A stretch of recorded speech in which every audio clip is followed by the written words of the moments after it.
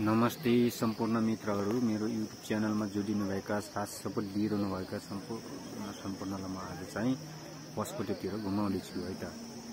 यहाँनिर चाहिँ यो पशुपतिमा चढाउने फलफुलहरू यताउता सबै चिज यहीँ पाउँछ, यहीँदेखि लिएर जानुपर्छ। आज चाहिँ भक्तजनहरू त्यति छैन रहेछन्, अथवा ढिलो भयो होला, बिहान अथवा धेरै घुइँचो लाग्छ। र यो पारीको ठुलो मन्दिर चाहिँ पशुपतिको हो, मेन मन्दिर त्यही हो।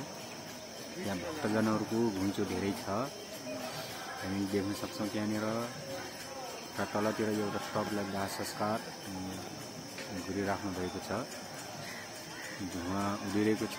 हामीहरू पनि एक दिन सायद त्यो धुवा बनेर नै जाने हो सबैजना होइन। त्यो दिन चाहिँ मलाई एकदम आनन्दको दिन लाग्छ, किनभने त्यो दिन भनेको त्यो धुवा बनेर जाने दिन भनेको आनन्दको दिन, कुनै टेन्सन नभएको दिन हो लाग्छ। यहाँ चाहिँ ठुलो के भन्छ पुरानो मन्दिरहरू, एक नासको मन्दिरहरू रहेछ, र हामीहरू यहाँ पशुपति पछाडि के रहेछ र भनेर हेर्न जाँदाखेरि यहाँनिर रहेछ मन्दिरहरू रहेछ, त्यहाँनिर जङ्गलहरू मन्दिरहरू होइन, रमाइलो ठाउँ छ, हेर्न लायक ठाउँ छ। यहाँनिरको एउटा मन्दिर चाहिँ भूकम्पले ढल्न लागेको रहेछ।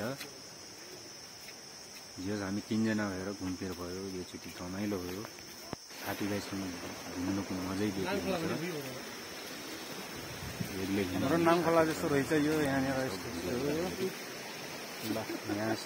बागमती नदीमा मैले पढेको सानोमा पढेको थिएँ। अहिले बागमती नदी सोचेको जस्तो छैन, धेरै फोहोर छ त्यहाँको पानीहरू पुरै निस्किन्छ रहेछ। र यहाँ अहिले चाहिँ आदिमा नैतिक सम्बन्धपछि श्राप परेर पत्थर बनेको नाम के हो भन्नुहुन्छ?